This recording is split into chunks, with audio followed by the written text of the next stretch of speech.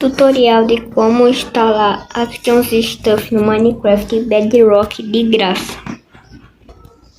Para quem não sabe, Action Stuff melhora muito seu jogo, deixando os itens 3D e melhorando a animação do seu jogo.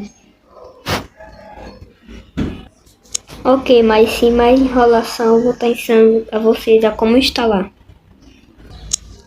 Tem vários tipos de aplicativo, mas o aplicativo que vocês vão usar é esse que eu vou estar deixando aí na tela. Quando vocês instalarem o aplicativo, vocês vão pesquisar por Action Stuff. Quando vocês instalarem, é só vocês procurar pelo original. E foi isso, espero que tenham gostado do tutorial. Tchau!